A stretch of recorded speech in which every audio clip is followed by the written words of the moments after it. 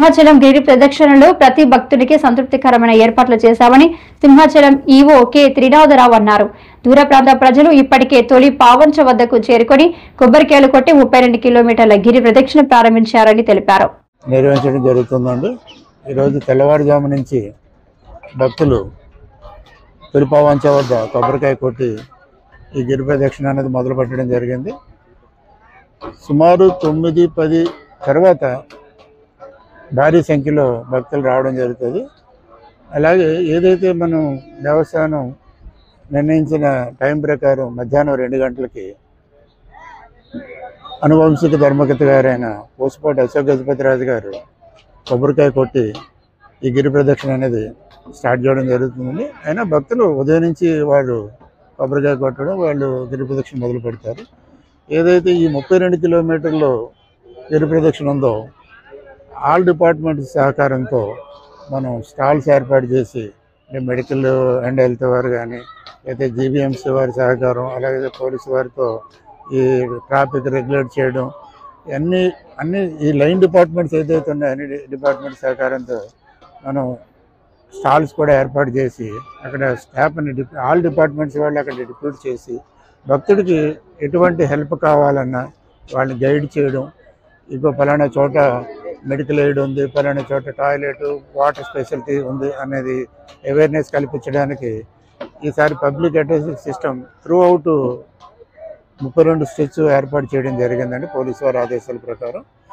అలాగే ఈ నడిచెళ్ళే భక్తులందరికీ గతం నుంచి పూర్వం నుంచి నడుస్తుంది. ఏదైతే మనం 2008 ఎప్పుడైతే ఈ గిరి ప్రదక్షిణ మొదలు పెట్టామో అప్పటి నుంచి స్వచ్ఛంద సంస్థలు వాళ్ళు స్టాల్స్ ఏర్పాటు చేసి స్వచ్ఛందంగా వచ్చే భక్తులందరికీ ఫుడ్, అలాగే టిఫిన్లు, ఈ వాటరు, పాలు, బిస్కెట్స్, టీ, కాఫీ అన్నీ ఎవ్రీథింగ్ వాళ్ళు అరేంజ్ చేయడం జరుగుతుందండి. ఆ విధంగా ఈ గిరి ప్రదక్షిణ చేసుకున్న గతంలో తీసుకున్నట్టయితే 4-5 లక్షల భక్తులు గత సంవత్సరం వచ్చారు అనుకుంటున్నారు. ఈ సంవత్సరం చూసుకుంటే 5-6 లక్షల వరకు రావచ్చు అని అంచనాతోనే ఈ డిస్ట్రిక్ట్ అడ్మినిస్ట్రేషన్ ఇచ్చిన ఇన్స్ట్రక్షన్ ప్రకారం ఏర్పాట్లు చేయడం జరుగుతుందండి.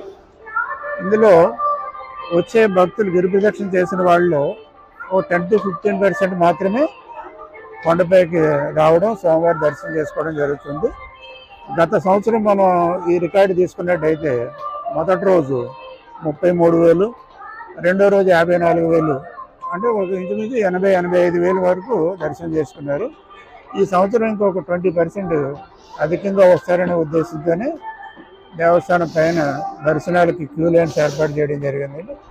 ఈసారి ప్రత్యేకంగా ఏంటంటే సర్వదర్శనం అనేది పూర్వం ఒకే లైన్ ఉండేది, ఇప్పుడు 2 లైన్లుగా విడగొట్టి భక్తుడికి దూరాన్ని తగ్గించి తొందరగా ఏంటంటే 32 కిలోమీటర్లు నడిచి అలిసిపోయి వస్తారు.